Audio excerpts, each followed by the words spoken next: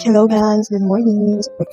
Yeah, guys, quick review lang tayo kasi nahilakad ako. I need to get ready. And samahan niyo din ang mamaya mag-get ready with me tayo. Pag mga pinag So ito, nga, dumating na ito kahapon. And I'm very, very excited to use this kagabi. Naligo ako kagabi. Yeah, hindi ko nasasagot time. And nagaga, hindi ko alam, alin yung unahin ko.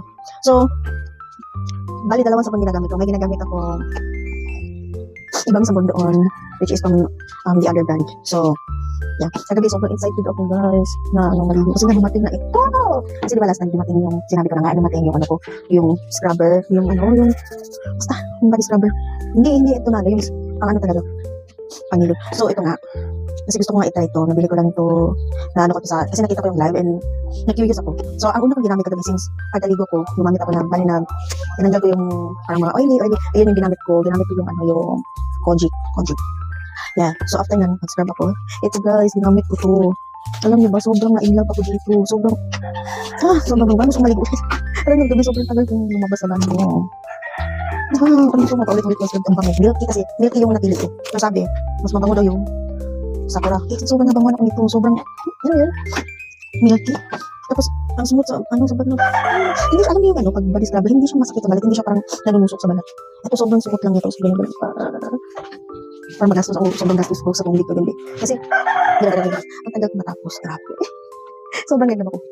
Tapos, next doon, pagkatapos nun, ito na yung panghuli kong sabon. Hindi sila parehan ito ng milky, pero ito naman, ang amoy niya, parang, malalaman mo talaga na galing sa shower, parang, galing sa, ang fresh ng amoy nito. Hindi siya matamis, parang may pabango to eh. Naamoy ko na to, dati. So, manadik pa rin ako sa amoy niya ng dalawa. Gusto ko maligo ulit.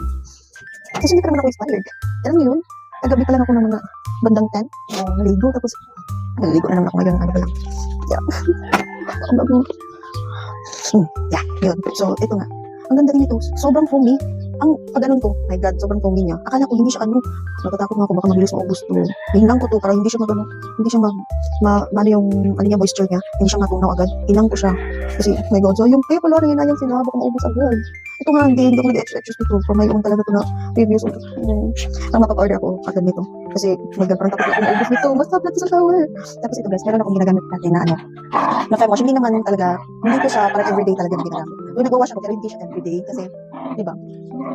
Kasi may parang, naglilinis ng sarili niya natin,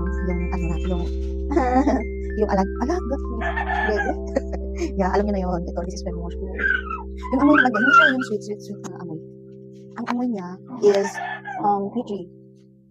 tea tree.